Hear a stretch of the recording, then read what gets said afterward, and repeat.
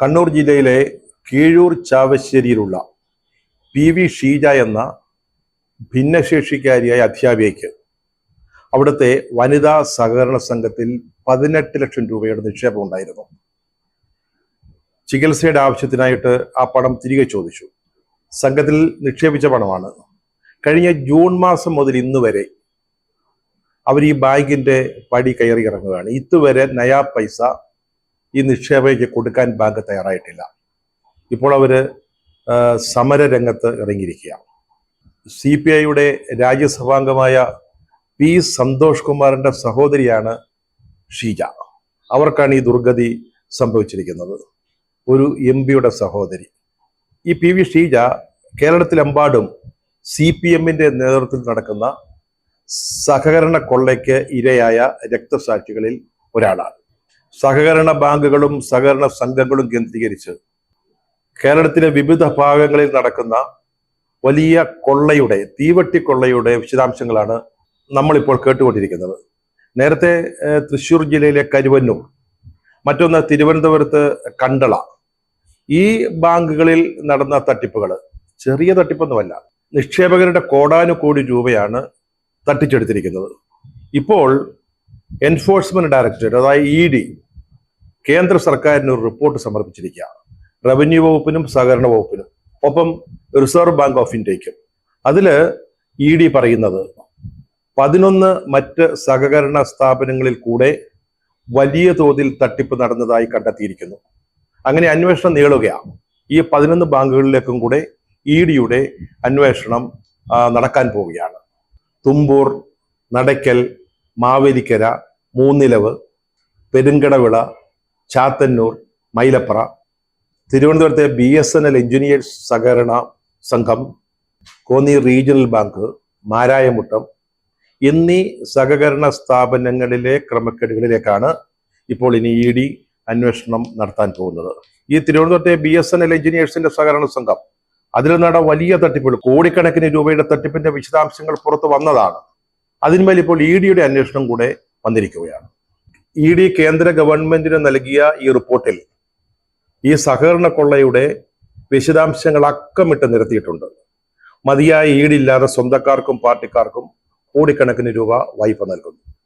മറ്റൊന്ന്, രാഷ്ട്രീയ നേതാക്കളുടെ, രാഷ്ട്രീയ പാർട്ടികളുടെ, പ്രത്യേകിച്ച് CPM നേതാക്കളുടെ കള്ളപ്പണം അല്ലെങ്കിൽ കൊള്ളപ്പണം സൂക്ഷിക്കാനുള്ള ഇടമായിട്ട് സഹകരണ സ്ഥാപനങ്ങൾ മാറുന്നു. EDയുടെ റിപ്പോർട്ടിൽ പറയുന്ന പല സഹകരണ സ്ഥാപനങ്ങളിലും CPM നേതാക്കളുടെ ഒളി അക്കൗണ്ടുകൾ ഉണ്ടെന്നാണ് റിപ്പോർട്ട് പറയുന്നത്. ഇത് ഈ CPM നേതാക്കളുടെ പേരെടുത്ത് പറഞ്ഞുകൊണ്ടാണ് ED റിപ്പോർട്ട് കേന്ദ്ര ഗവൺമെന്റിന് സമർപ്പിച്ചിരിക്കുന്നത്. കരുവന്നൂർ പോലെയുള്ള ബാങ്കുകളിൽ CPMന് രഹസ്യ അക്കൗണ്ടുകൾ ഉണ്ടെന്ന് നേരത്തെ തന്നെ പുറത്തു വന്നിരുന്നതാണ്. എവിടെ നിന്നാണ് പാർട്ടിക്കും പാർട്ടി നേതാക്കൾക്കും ഇത്രയേറെ പണം ലഭിക്കുന്നത്? ലക്ഷങ്ങളൊക്കെ പഴയ കഥയാണ്, ഇപ്പൊ കോടികളുടെ കണക്കാണ്. അപ്പൊ അപ്പോഴാണ് അന്വേഷണം മറ്റ് പൊതുമേഖലാ ബാങ്കുകളിലേക്ക് നീങ്ങുന്നത്. തൃശ്ശൂരില് കഴിഞ്ഞ ദിവസം CPMന്റെ കുറെ അക്കൗണ്ടുകൾ മരവിപ്പിച്ചു. അതിലൊരു അക്കൗണ്ടിൽ നിന്ന് തെരഞ്ഞെടുപ്പ് പ്രഖ്യാപിച്ചതിന്റെ പിറ്റേ ദിവസം 1 കോടി രൂപയാണ് പിൻവലിച്ചത്. 1 കോടി എന്ന് പറഞ്ഞാൽ ചെറിയ തുകയല്ല, 100 ലക്ഷമാണ്. അപ്പോ അങ്ങനെ പിൻവലിക്കാനുള്ള അവകാശമുണ്ട്. അതിന്റെ ഡീറ്റെയിൽസ് കൊടുത്താൽ മതി. അങ്ങനെ കൊടുത്തു തന്നെയാണ് എടുത്തത്. പക്ഷേ നിയമപ്രകാരം ബാങ്കുകാർ അത് ഇൻകം ടാക്സിനെ അറിയിച്ചു. ആദായ നികുതിക്കാര് അതിനെപ്പറ്റി വിശദമായിട്ട് അന്വേഷിച്ചു. ആ അന്വേഷണത്തെ തുടർന്നാണ് തൃശ്ശൂരിൽ CPMന്റെ അക്കൗണ്ടുകൾ മരവിപ്പിക്കാൻ ഇടയായത്. ഇവിടെ വീണ്ടും ചോദ്യം ഉയരുകയാണ്, നിങ്ങൾക്ക് എവിടെ നിന്നാണ് ഈ പണം കിട്ടുന്നത്? AKG സെന്ററിന്റെ നിലവറയിൽ പണമടിക്കുന്ന കമ്മട്ടൊന്നും ഇല്ലല്ലോ, പിന്നെ എവിടെ നിന്ന്? അപ്പോഴാണ് നേരത്തെ പറഞ്ഞതുപോലെ മറ്റ് ബാങ്ക് അക്കൗണ്ടുകളിലേക്കും സഹകരണ ബാങ്കുകളിലെ തന്നെ ഒളി അക്കൗണ്ടുകളിലേക്കും അന്വേഷണം ചെന്ന് നിൽക്കുന്നത്. കണ്ണൂരില് റബ്കോ എന്ന് പറയുന്ന ഒരു സ്ഥാപനമുണ്ട്, സഹകരണ സ്ഥാപനമാണ്. CPMന്റെ പൂർണ്ണ നിയന്ത്രണത്തിലാണ് ഇത് പ്രവർത്തിക്കുന്നത്. ഈ റബ്ബർ തടി ഉപയോഗിച്ചുള്ള ഉൽപ്പന്നങ്ങളുടെ നിർമ്മാണമാണ് അവിടെ നടന്നിരുന്നത്. റബ്കോ എന്ന് പറയുന്ന ഈ സ്ഥാപനത്തിൽ കേരളത്തിലെ 100 സഹകരണ ബാങ്കുകളിൽ നിന്നായി 450 കോടി രൂപ എത്തിയിട്ടുണ്ടെന്നാണ് EDയുടെ അന്വേഷണത്തിൽ മനസ്സിലായത്. 2005-2006 ഈ നമ്മൾ നേരത്തെ പരാമർശിച്ച കരുവന്നൂർ ബാങ്കിൽ നിന്ന് തന്നെ 8 കോടി രൂപ റബ്കോയ്ക്ക് നൽകി. റബ്കോയുടെ പ്രവർത്തനത്തിന് കൊടുക്കുകയാണ്. 8 കോടി രൂപ നൽകി. പക്ഷെ നാളിതുവരെ പലിശ ഇനത്തിലോ മുതൽ ഇനത്തിലോ ഒരു നയാ പൈസ പോലും തിരിച്ചടച്ചിട്ടില്ല. ഇത് നമ്മുടെ സാധാരണ നിക്ഷേപകന്റെ പണമാണ്. നമ്മളല്ലാതെ നികുതി ഇനത്തിൽ അടച്ച പണം സർക്കാർ എടുത്ത് കൊടുക്കുന്നതല്ല. നമ്മുടെ പണം, നമുക്ക് തിരിച്ചു കിട്ടേണ്ട പണം, പലിശ അടക്കം തിരിച്ചു കിട്ടേണ്ട പണം, അതാണ് റെപ്കോ പോലെയുള്ള ഒരു സ്ഥാപനത്തിലേക്ക് നമ്മുടെ 100ഓളം സഹകരണ സംഘങ്ങൾ മാറ്റിയിരിക്കുന്നത്. ഈ റെപ്കോയുടെ കണക്ക് നോക്കുക. 2023 കണക്കനുസരിച്ചിട്ട് 905.65 കോടി രൂപയുടെ സഞ്ചിത നഷ്ടമുള്ള ഒരു സ്ഥാപനമാണ് റെപ്കോ. അതായത് പാപ്പരായ ഒരു സംഘടന, അങ്ങേയറ്റം നഷ്ടത്തിൽ പ്രവർത്തിക്കുന്ന ഒരു സംഘടന. അതിലേക്കാണ് എന്റെയും നിങ്ങളുടെയും അധ്വാന ഫലമായിട്ടുള്ള ഈ ചെറു നിക്ഷേപങ്ങൾ അടങ്ങുന്ന ഏതാണ്ട് 450 കോടി രൂപ നൽകിയിരിക്കുന്നത്. ഇതെവിടെ തിരിച്ചു കിട്ടാനാ? ഇതെങ്ങനെ കിട്ടും? ഇത് CPM-ന്റെ സഹകരണ സംഘങ്ങളിൽ നിന്ന് CPM-ന്റെ റെപ്കോ എന്ന് പറയുന്ന സ്ഥാപനത്തിലേക്ക് 450 കോടി രൂപ പോയ കഥയാണ് പറഞ്ഞത്. ഇങ്ങനെ സഹകരണ ബാങ്കുകളിലും സംഘങ്ങളിലും നിക്ഷേപിച്ച പണം നഷ്ടപ്പെട്ട് 10,000-കണക്കിന് ആളുകൾ വഞ്ചിതരാകുമ്പോൾ CPM-ന്റെ ആസ്തി ഇങ്ങനെ കുതിച്ച് ഉയർന്നുകൊണ്ടിരിക്കുകയാണ്. ഒരുപക്ഷെ കേരളത്തിലെ ഏറ്റവും വലിയ റിയൽ എസ്റ്റേറ്റ് ഉടമ CPM ആണെന്ന് നമുക്ക് പറയാൻ സാധിക്കും. തൃശ്ശൂരില് അവർക്ക് ആ ജില്ലയിൽ തന്നെ 101 ആസ്തികളുണ്ടെന്നാണ് ED അന്വേഷിച്ചപ്പോൾ മനസ്സിലായത്. 101. അത് ലോക്കൽ കമ്മിറ്റി ഓഫീസുകളാവാം, ഏരിയ കമ്മിറ്റി, മറ്റ് പോഷക സംഘടനകളുടെ ഓഫീസുകൾ, അല്ലെങ്കിൽ ഭൂമി, ഇങ്ങനെ ഈ പലതരത്തിൽ 101ഓളം ആസ്തികൾ ഈ ജില്ലയിൽ തന്നെയുണ്ട്. പക്ഷേ അവരുടെ ജില്ലാ കമ്മിറ്റി ഓഫീസ് മാത്രമാണ് CPM-ന്റെ ആസ്തിയായിട്ട് ഇൻകം ടാക്സുകാരുടെ മുമ്പിൽ കണക്ക് നൽകിയിട്ടുള്ളത്. ED അന്വേഷിക്കട്ടെന്നേ, അതിനെന്തത്ര പേടി?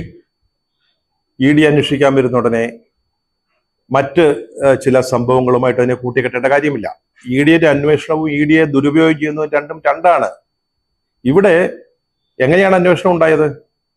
തൃശ്ശൂരിലെ അരിയങ്ങാടിയിലോ അല്ലെങ്കിൽ തേക്കിൻകാട് മൈതാനത്തോ ആരെങ്കിലും ഇരുന്ന് പറഞ്ഞത് കേട്ടിട്ട് ED എന്നാലൊന്ന് അന്വേഷിച്ചേക്കാമെന്ന് തീരുമാനിച്ചതല്ല. ഇത് നിക്ഷേപകരുടെ പരാതി, അത് റിസർവ് ബാങ്കിൽ എത്തുന്നു. റിസർവ് ബാങ്ക് ആവശ്യപ്പെടുമ്പോഴാണ് ED ഇത് അന്വേഷിക്കുന്നത്. ED-യാണ് അന്വേഷിക്കേണ്ടത്. അങ്ങനെയാണ് കരുവന്നൂർ, കണ്ടള അടക്കമുള്ള ബാങ്കുകളിലെ വിശദാംശങ്ങൾ അല്ലെങ്കിൽ തട്ടിപ്പിന്റെ വിശദ വിവരങ്ങൾ പുറത്തേക്ക് വന്നത്. അങ്ങനെയാണ് 11 ബാങ്കുകൾ കൂടി അന്വേഷണത്തിന്റെ പരിധിയിൽ, അതിന്റെ വലയ്ക്കുള്ളിലേക്ക് വരുന്നത്. ഇനി ED-യുടെ അന്വേഷണത്തിന്റെ ഒരു പ്രത്യേകത പറയാം. അതായത് ED അന്വേഷിച്ചാൽ ഇത് കള്ളപ്പണ നിരോധ നിയമത്തിന്റെ പരിധിയിലായിരിക്കും ഇത് സംബന്ധിച്ചുള്ള കേസുകൾ ഉണ്ടാവുക. അപ്പോൾ പ്രതികളുടെ അല്ലെങ്കിൽ എതിർ കക്ഷികളുടെ ബാങ്ക് അക്കൗണ്ടുകൾ മരവിപ്പിക്കാനും കണ്ടുകെട്ടാനും അതിൽ നിന്ന് നിക്ഷേപകർക്ക് പണം കൊടുക്കാനുമുള്ള ഒരു നിയമപരമായ വ്യവസ്ഥയുണ്ട്. അതേസമയം ഇപ്പോൾ നടക്കുന്നത് പോലെ പോലീസ് കേസ് അല്ലെങ്കിൽ നിക്ഷേപകർ കൊടുത്ത പരാതിയിന്മേലുള്ള അന്വേഷണം, സഹകരണ വകുപ്പ് നടത്തുന്ന അന്വേഷണം, അങ്ങനെ ഈ പരാതികൾ മുന്നോട്ട് പോവുകയാണെങ്കിൽ അത് പരിഹരിക്കപ്പെടുന്നതിന് എത്രയോ വർഷങ്ങൾ എടുത്താൽ പോലും അത്ഭുതപ്പെടാനില്ല. അത് പരിഹരിക്കപ്പെടണമെന്നില്ല. പണം നഷ്ടപ്പെട്ട നിക്ഷേപകർക്ക് അത് തിരിച്ചു കിട്ടണമെന്നും ഇല്ല. അതുകൊണ്ടാണ് ED-യുടെ അന്വേഷണം കൂടുതൽ പ്രയോജനപ്രദമായി മാറുന്നത്. ഇപ്പൊ ശ്രീ പിണറായി വിജയൻ പറഞ്ഞത് കരുവന്നൂറൊക്കെ അന്വേഷിക്കുന്നത് സുരേഷ് ഗോപിയെ ജയിപ്പിക്കാനാണെന്ന. ഈ തൃശ്ശൂരിലെ സഹകരണ തട്ടിപ്പുകളെ കുറിച്ച് അന്വേഷിക്കുന്നത് കൊണ്ട്, ED അന്വേഷിക്കുന്നത് കൊണ്ട് നിക്ഷേപകർക്ക് ഒരു പങ്കെങ്കിലും തിരിച്ചു കിട്ടാനുള്ള ഒരു സാധ്യത തെളിയുന്നുവെങ്കിൽ ശ്രീ പിണറായി വിജയൻ നമുക്ക് സുരേഷ് ഗോപി ജയിക്കട്ടെ എന്ന് പറയേണ്ടി വരും. അങ്ങനെയൊക്കെ പറയിക്കാനുള്ള അവസരം ദയവ് ചെയ്ത് ഉണ്ടാക്കരുത്. ഇന്ന് സഹകരണ സംഘങ്ങൾ തട്ടിപ്പിന്റെ ഒരു മാഫിയ കേന്ദ്രമായിട്ട് മാറിയിരിക്കുകയാണ്. ഇപ്പൊ തട്ടിപ്പുകളെ കുറിച്ചും തട്ടിപ്പുകാരെ കുറിച്ചുമുള്ള ചെറിയ ചെറിയ വിവരങ്ങളാണ് നമ്മൾക്ക് കിട്ടുന്നത്. ടിപ്പ് ഓഫ് ദ ഐസ്ബർഗ് എന്നൊക്കെ പറയാം. വലിയൊരു മഞ്ഞുമലയുടെ ഒരു അഗ്രം മാത്രമാണ് നമ്മളിപ്പോൾ മനസ്സിലാക്കിയിട്ടുള്ളത്. ED അന്വേഷിക്കുമ്പോൾ കൂടുതൽ വിശദാംശങ്ങൾ നമുക്ക് ലഭിക്കും എന്ന് പ്രതീക്ഷിക്കാം. ഇന്ന് ഈ കാട്ടുകള്ളന്മാരുടെ നെഞ്ചത്ത് ഒരു കോഴിമുട്ട വെച്ചാൽ സെക്കൻഡുകൾക്കകം വേവിച്ചെടുക്കാവുന്ന അവസ്ഥയാണ്. ED വരുന്നുവെന്ന് അറിഞ്ഞപ്പോൾ തന്നെ ഇവരൊക്കെ വാസ്തവത്തിൽ പെടാൻ പോവുകയാണ്. ഉപ്പ് തിന്നവൻ വെള്ളം കുടിക്കുക തന്നെ ചെയ്യണം. കാരണം ഈ ബാങ്കുകളിൽ നിക്ഷേപിച്ചിരിക്കുന്നത് ജോയി ആലുക്കാസോ അല്ലെങ്കിൽ യൂസഫ് അലിയോ ശോഭ ഡെവലപ്പേഴ്സിലെ മേനോനോ അവരാരുമല്ല, സാധാരണക്കാരായ ആളുകളാണ്. എന്നെയും നിങ്ങളെയും പോലെ പാടത്ത് പണിശാലകളിൽ പണിയെടുക്കുന്നവര്, ഫാക്ടറികളിൽ ജോലി ചെയ്യുന്നവര്, അല്ലെങ്കിൽ തട്ടുകട നടത്തുന്നവര്, അല്ലെങ്കിൽ തെങ്ങ് കയറുന്നവര്, തെങ്ങ് ചെത്തുന്നവര്, ഇത്തരത്തിലുള്ള സാധാരണക്കാരുടെ നിത്യ വരുമാനത്തിൽ നിന്നുള്ള ഒരു ഭാഗം അത് സ്വരൂപിച്ചാണ് അവരൊക്കെ ഈ സഹകരണ ബാങ്കുകളിലും സംഘങ്ങളിലും പണം നിക്ഷേപിച്ചിരിക്കുന്നത്. അത് ഒരു ചികിത്സാ ആവശ്യത്തിന് ഉപയോഗിക്കാനാണ്, അല്ലെങ്കിൽ പെൺമക്കളുടെ വിവാഹം വരുമ്പോൾ അത് പ്രയോജനപ്പെടുത്താനാണ്, അല്ലെങ്കിൽ കുട്ടികളുടെ വിദ്യാഭ്യാസത്തിനാണ്. ആ പണമാണ് ഇങ്ങനെ രാഷ്ട്രീയക്കാർ, പ്രത്യേകിച്ച് CPM-കാർ തട്ടിച്ചെടുത്ത് സുഖലോലുപ ജീവിതം നയിക്കുന്നത്. അതുകൊണ്ട് ED എങ്കിൽ ED അവരന്വേഷിക്കട്ടെ. പക്ഷെ നമ്മൾ ഇത്തരം അന്വേഷണങ്ങളിൽ ഇടപെടരുതെന്ന് CPM-നോട് പറഞ്ഞിട്ട് യാതൊരു കാര്യവുമില്ല. കാരണം ഈ തട്ടിപ്പ് നടത്തി നിൽക്കുന്നവര് ഒന്നുകിൽ പാർട്ടിക്ക് വേണ്ടി അത് ചെയ്തതാണ്, അത് പാർട്ടി അവരെ സംരക്ഷിച്ചേ പറ്റൂ, കാരണം അവർ പാർട്ടി ചോരയാണ്. അതുകൊണ്ട് നമ്മൾ CPM-ൽ നിന്ന് ഇക്കാര്യത്തിൽ എന്തെങ്കിലും നന്മ പ്രതീക്ഷിച്ചിട്ട് കാര്യമില്ല. കീഴൂർ ചാവശ്ശേരിയിലെ ഷീജ പറഞ്ഞത് പാർട്ടിയിലുള്ള വിശ്വാസം നഷ്ടപ്പെട്ടു എന്നാണ്. അതായത് പാർട്ടിയെ വിശ്വസിച്ചാണ് പണം നിക്ഷേപിച്ചത് എന്നാണ്. പാവം, കണ്ടാൽ പഠിച്ചില്ലെങ്കിൽ കൊണ്ടാലെങ്കിലും പഠിക്കണം, നാളെയെങ്കിലും ആ സദ്ബുദ്ധി ഉണ്ടാവണം. അതാണ് വേണ്ടത്.